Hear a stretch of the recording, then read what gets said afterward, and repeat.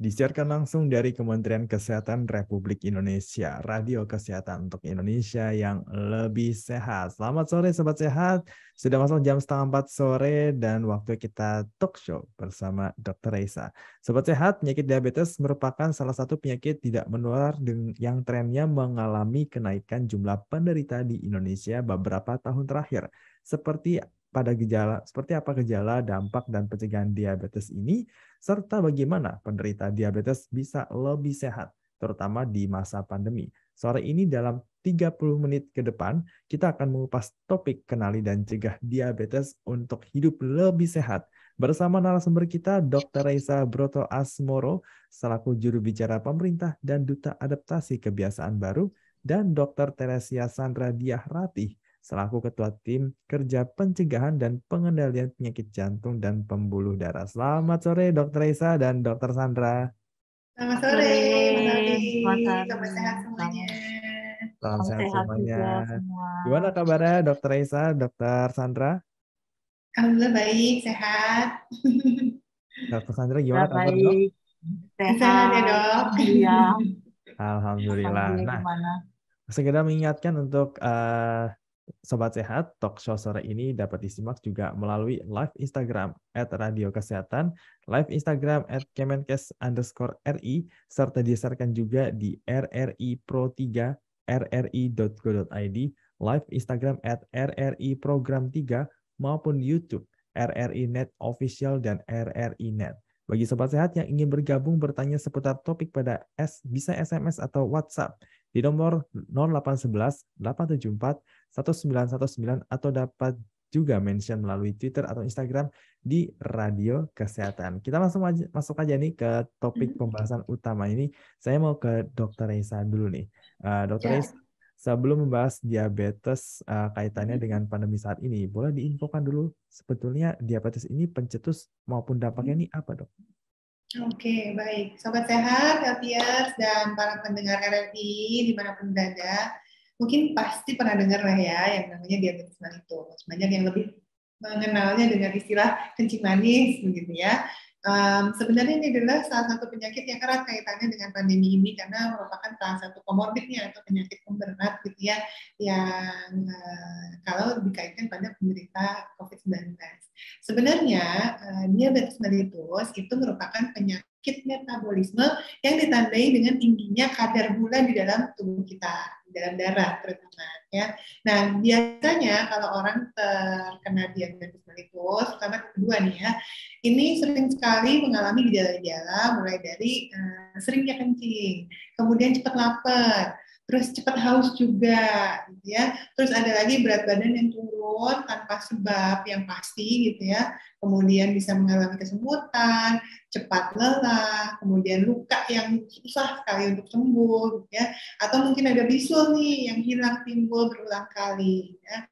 Nah, biasanya penyakit diabetes mellitus ini memang terjadinya karena gaya hidup kita yang kurang sehat sehari-hari. Misalnya malas bergerak, nggak pernah olahraga, ya. Kemudian makanannya tidak mengikuti gizi seimbang, ya. Jadi biasanya suka milih makanan yang berlebihan gulanya, kemudian juga serba instan.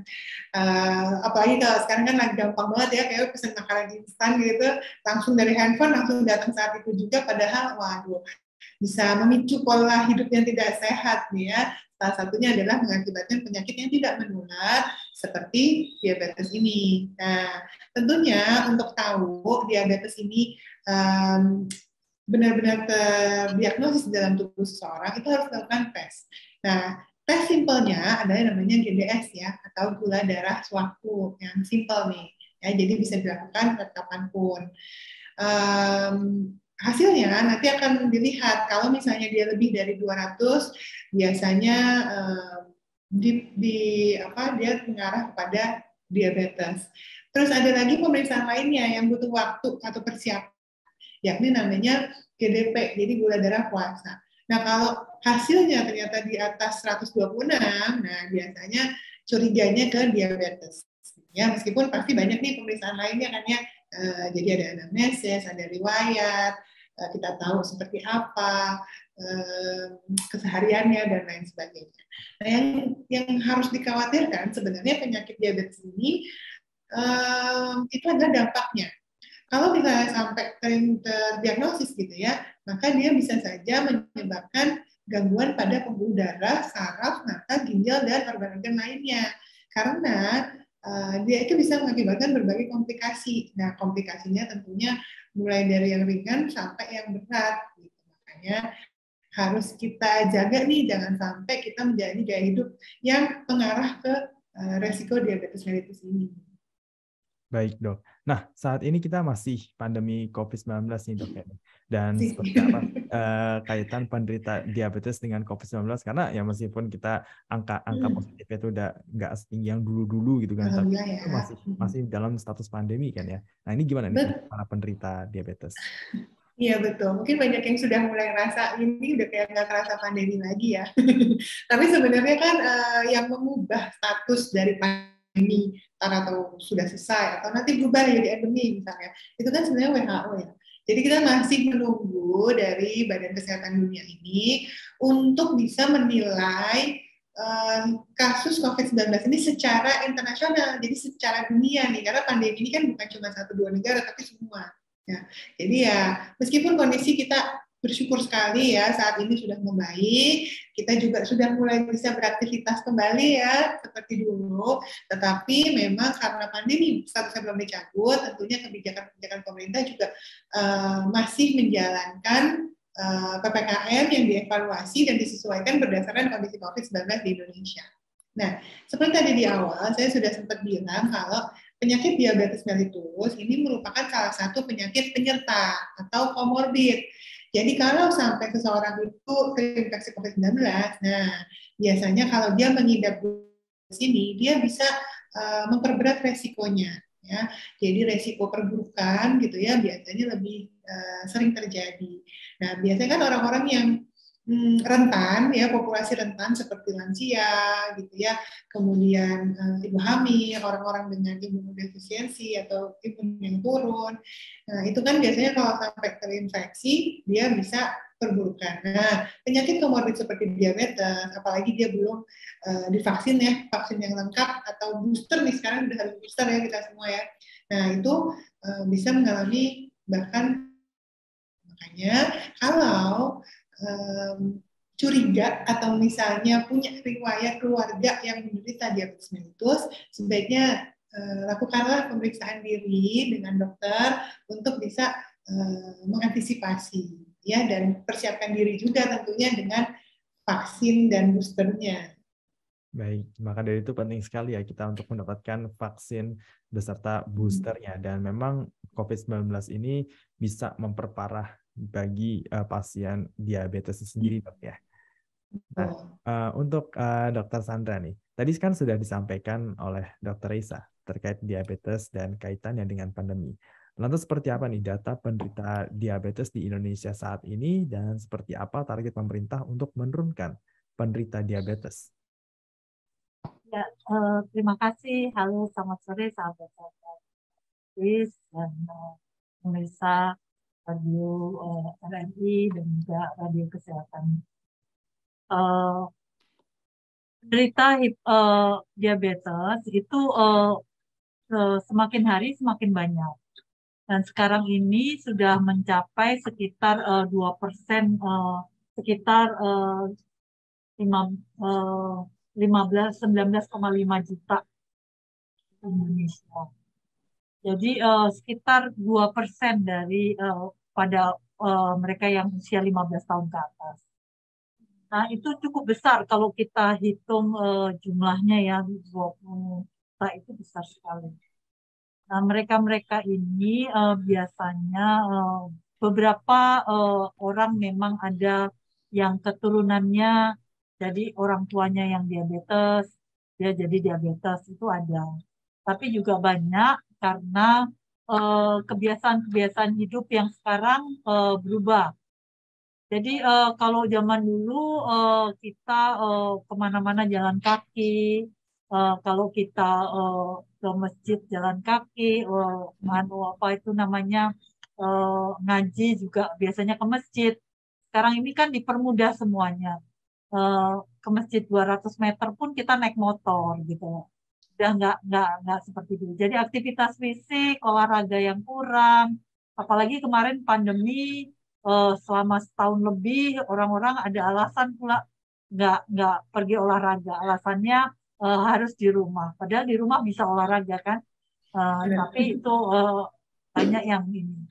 Kemudian makanan, seperti kata Dokter Reza, makanan kita sekarang ini menjanjikan sekali, banyak makanan minuman yang mengandung garam, gula, lemak yang semakin banyak gulanya semakin enak. Apalagi semakin banyak garam dan lemaknya digabung menjadi satu, wah, paling sedap itu. Nah, itu yang banyak terjadi sekarang ini. Sehingga hal ini menyebabkan beban daripada pankreas yang penghasil insulin itu menjadi berat, kecapean, akhirnya dia jadi ngambek, nggak bisa bekerja lagi. Misalnya seperti itu salah satu yang makanan kita juga Indonesia kita ini anak-anak sekarang banyak yang tidak suka buah sama sayur.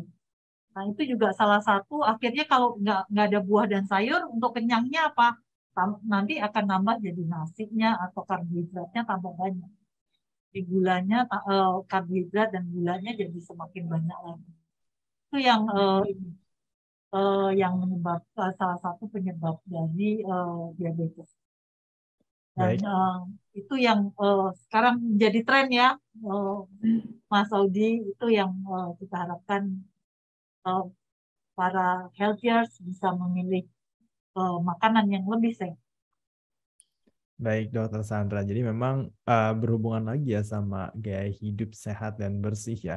Ujungnya ke sana gitu kan, mau kayak gimana juga. Dan memang kita harus memilah dan memilih makanan apa yang akan kita konsumsi karena ada pepatah ya, you are what you eat, ya kan. Oke, Dokter. Iya, ke dokter. Saya mau ke Dokter Esa lagi nih. Jadi berbicara mengenai vaksinasi COVID-19 yang melindungi kita semua, terutama bagi penderita diabetes. Bagaimana dengan masyarakat yang nggak mau di booster nih, Mbak? Nggak mau di booster nih, Dok. Ini terlebih kondisi saat ini sudah berangsur normal nih. Terutama bukan cuma di kota besar, tapi juga di daerah pedesaan dan daerah yang terluar. Iya.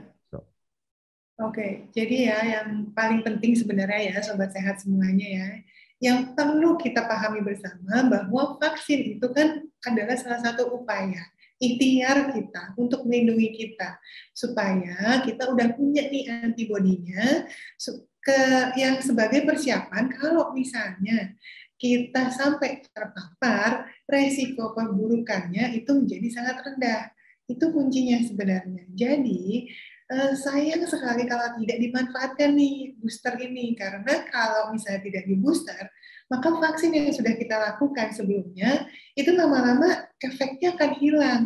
Maka perlu di booster supaya efektivitas vaksin tersebut untuk melindungi kita dari resiko perburukan itu semakin turun. Makanya harus upayakan nih segera melakukan booster ya. Apalagi kita harus bersyukur di Indonesia ini kan semuanya vaksinnya gratis ya, boosternya gratis juga. Jadi ya jangan sampai tidak dimanfaatkan dengan baik ya. Karena booster ini juga nggak hanya bermanfaat bagi orang-orang yang tadi punya penyakit komorbid, yang non komorbid pun juga sama-sama penting karena vaksin ini selain untuk melindungi diri sendiri juga dapat melindungi keluarga di sekitar kita. Ya, jadi ya harus ya buat yang belum tetap harus dicek kembali kapan terakhir kali vaksin lengkapnya, maka segeralah booster. Karena memang sekarang juga kan kalau orang mau melakukan perjalanan ya, apalagi kan sudah ada SE-nya ya dari Satgas Penanganan COVID-19 nih nomor 24 tahun 2022. Jadi buat pelaku perjalanan yang usianya 8 tahun ke atas, gitu ya, itu tidak dapat melakukan perjalanan dalam negeri kalau belum booster. Jadi kalau misalnya mau berpergian, gitu ya harus di booster. Dan sekarang booster sebenarnya tersedia di mana-mana, di rumah sakit, di puskesmas, di klinik, juga ada di bandara pun juga banyak yang tersedia. Jadi segera dimanfaatkan sebaiknya sebelum terlambat katanya. Baik, Dokter Reza. Jadi ya tetap harus divaksin ya karena ya tadi Dokter Reza bilang di Indonesia ini vaksinnya gratis dan variannya banyak sih sebenarnya kan ya. Dan juga aksesnya juga sangat mudah bisa ke Yep. puskesmas ataupun ke rumah sakit terdekat ya, Dokter Reza. Jadi yuk sobat sehat yang belum divaksin segera ayo kita vaksin. Untuk Dokter Sandra nih saya mau nanya nih seperti apa sih tips supaya kita nggak terkena diabetes maupun apa yang harus kita lakukan kalau misalkan ya amit-amit ya mengidap diabetes agar gula lebih terkontrol. Eh, untuk mereka yang belum menderita diabetes, kita ada jargon nih Mas Aldi, namanya cerdik. Cerdik itu singkatan. C-nya adalah cek kesehatan secara teratur, jadi berkala, minimal setahun sekali kita cek kesehatan kita, tinggi badan, berat badan, tingkat perut, untuk melihat apakah kita obesitas. Obesitas itu penyebab kemungkinan risiko untuk diabetesnya tinggi. Kemudian kita cek juga gula darahnya. Terus tahun sekali. Kemudian kita juga enyahkan asap rokok.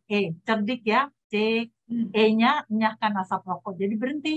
Ya, mari kita berhenti untuk merokok dan jangan dekati orang merokok karena paparan asap rokok juga berbahaya buat kita. Jadi E itu enyahkan asap. Kemudian R. R itu rajin olahraga. Jadi olahraga, aktivitas fisik dan olahraga itu juga penting untuk mencegah. Kemudian D, diet yang seimbang. Tadi Dokter Reza juga sudah menjelaskan dietnya. Jangan terlalu tinggi garamnya, gulanya, lemaknya. Yang seimbang saja. Makan buah dan sayur jangan lupa. Kemudian I, istirahat yang cukup. Dan ya ya C C E D I R K, rajin olahraga, I-nya istirahat cukup, K-nya kelola stres. Jadi stres juga salah satu dapat menyebabkan diabetes karena memicu semua upaya yang ada di dalamnya. Wah, ini Dokter Eva kebetulan sudah mendarat rupanya Mas Aldi. Iya, kita ada bersama kita. Iya, mari kita menyapa dan menyambut terlebih dahulu untuk Dokter Eva Susanti KPMKes selaku Direktur Pencegahan dan Pengendalian Penyakit Tidak Menular Kemenkes Republik Indonesia. Selamat sore, Dokter Eva. Belum di mute. Masih di mute, Dok. Masih di mute tampaknya, Dok. Di mute. Ya, masih di mute, Dokter Eva. Boleh untuk di unmute dulu. Nah, baik. Selamat sore, Dokter Eva. Ya, assalamualaikum warahmatullahi wabarakatuh. Selamat sore seluruh pendengar dimanapun Anda berada. Terima kasih. Salam kenal. Salam kenal Dokter Eva. Baik, ini lagi membahas soal diabetes dan juga COVID-19 nih, Dok. Dan tadi kita sudah bertanya dengan Dokter Sandra tentang tips agar tidak terkena diabetes. Mungkin Dokter Eva bisa menambahkan seperti apa tips agar kita tidak terkena diabetes maupun apa yang harus kita lakukan jika mengidap diabetes agar gula lebih terkontrol, Dok. Oke, terima kasih untuk seluruh pendengar dimanapun Anda berada, bahwa memang kita harus selalu menjaga kesehatan. Jadi yang terpenting ya, kita harus melakukan yang namanya cerdik. Cek kesehatan secara teratur, kemudian enyahkan asap rokok, kemudian rajin olahraga minimal 30 menit dalam sehari ya, atau 150 menit dalam 1 minggu. Kemudian D-nya itu diet lah yang seimbang ya, bergizi, cukup kalori protein, kemudian istirahat yang cukup ya, kemudian hindari stres atau kelola stres dengan baik. Begitu. Baik dokter, dokter Eva, terima kasih atas pemaparan materinya dan kita sudah punya pertanyaan nih dari Sobat Sehat. Dan pertanyaan ini ditujukan untuk Dokter Reza dari Tria di Jakarta. Dok, bagi penderita diabetes apakah aman untuk divaksinasi COVID-19? Karena jujur saya belum berani vaksin sampai sekarang karena takut ada efek sampingnya, Dok. Oke, baik. Terima kasih pertanyaannya. Selamat sore, Dokter Eva. Senang bisa berjumpa sore hari ini. Ya. Memang kalau banyak sekali ya para penderita penyakit komorbid ya, termasuk diabetes mellitus juga, yang merasa ragu-ragu ketika ingin melakukan vaksinasi COVID-19.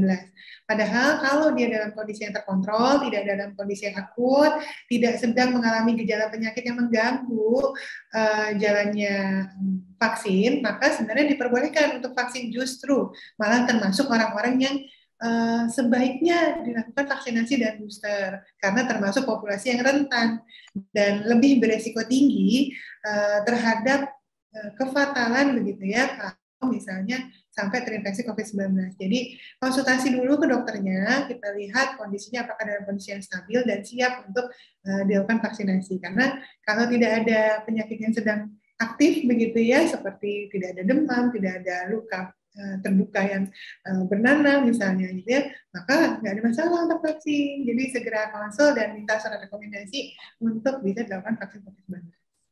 Baik, terima kasih Dokter Reza. Mungkin dari Dokter Eva, apakah ada yang ingin ditambahkan? Iya, benar. Jadi memang ya orang diabetes itu kan lebih mudah dan rentan terkena penyakit ya. Tentunya dia harus selalu menjaga kondisinya, gula darahnya harus selalu terkontrol gitu ya. Jadi dia patuh terhadap dia berobat secara teratur, kemudian dia juga harus mematuhi bahwa gula darahnya harus dalam kondisi terkontrol, kemudian juga tetap beraktivitas dengan baik ya. Kemudian juga untuk yang ini generasi muda ini saya sampaikan bahwa memang harus selalu menjaga kesehatannya ya.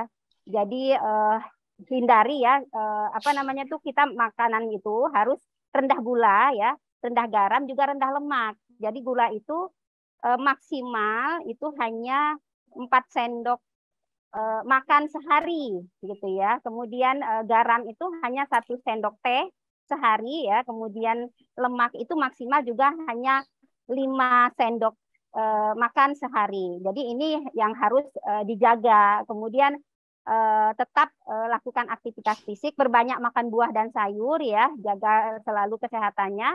Ini yang sangat penting untuk tetap dalam kondisi prima dan bisa beraktivitas dengan baik, begitu. Baik, terima kasih Dokter Eva. Mungkin Dokter Sandra ada yang mau ditambahkan terkait pertanyaan mengenai vaksinasi COVID-19, apakah aman untuk penderita diabetes? Ya, terima kasih Mas Audi. Tadi Dokter Reza sudah menjelaskan bahwa pada prinsipnya penderita hipertensi bisa divaksin. Hanya kalau misalnya gula darahnya tinggi sekali, berarti sedang tidak sehat. Tentu saja harus diturunkan dulu gula darahnya, obati dulu diabetesnya, baru kita berikan vaksinnya. Tapi yang jelas tentu saja harus divaksin karena lebih rentan daripada mereka-mereka yang bukan diabetes untuk terkena COVID ini. Jadi teman-teman healthiers yang diabetes harus vaksin ya. Baik, terima kasih Dokter Sandra. Baik, untuk Sobat Sehat, mohon maaf karena keterbatasan waktu nih, jadi tidak semua pertanyaan bisa saya bacakan dan saya langsung aja nih untuk closing statement ya dan pesan sehat dari narasumber sekalian. Kita mulai dulu dari Dokter Eva, silakan untuk closing statement dan juga pesan sehatnya. Ya, untuk seluruh pendengar ya dimanapun Anda berada, bahwa sangat penting bagi kita untuk selalu menjaga kesehatan ya, dengan tadi yang sudah saya sampaikan sekali lagi bahwa cek cerdik ya, ingat pesannya adalah cerdik gitu ya. Cerdik itu adalah cek kesehatan secara teratur minimal 6 bulan atau 1 tahun sekali, kemudian enyahkan asap rokok, rajin olahraga, diet yang seimbang ya, istirahat yang cukup dan kelola stres. Kemudian juga untuk yang sudah mengidap diabetes harus patuh, ya. Begitu, Mas. Baik, terima kasih Dr. Eva. Boleh Dr. Isa untuk closing statement juga pesan sehat untuk sobat sehat? Oke, baik. Para pendengar semuanya ingat ya, meskipun kita alhamdulillah dalam situasi yang sudah membaik saat ini, terkendali penanganannya semua, tapi kita masih dalam situasi pandemi. Jadi, masih selalu ada risiko terinfeksi COVID-19. Untuk itu, perilaku hidup bersih dan sehat kita harus dilengkapi dengan vaksinasinya. Saat ini cakupan vaksin COVID per 10 September 2022 untuk dosis kedua adalah 72,92%. Tapi boosternya 26%. Nah, tentunya kita semua harus meningkatkan lagi. Jangan lupa yang belum booster segera lakukan booster agar kita bisa saling melindungi termasuk bagi para penderita diabetes. Ya, lindungi diri di masa saat ini untuk nanti. Baik, terima kasih Dr. Raisa dan Dr. Eva tadi juga ya untuk pesan sehatnya. Baik sobat sehat, demikian tadi perbincangan kita mengenai topik kenali dan cegah diabetes untuk hidup lebih sehat bersama narasumber kita Dr. Raisa Broto Asmoro selaku juru bicara pemerintah dan duta adaptasi kebiasaan baru. Kemudian ada Dr. Eva Susanti selaku SKPMKes Direktur Pencegahan dan Pengendalian Penyakit Tidak Menular Kemenkes RI, dan juga Dr. Teresia Sandra Diahrati selaku Ketua Tim Kerja Pencegahan dan Pengendalian Penyakit Jantung dan Pembuluh Darah. Terima kasih untuk Dr. Isa, Dr. Eva, dan juga Dr. Sandra yang sudah hadir pada sore hari ini. Terima kasih. Selamat sore semuanya. Terima kasih.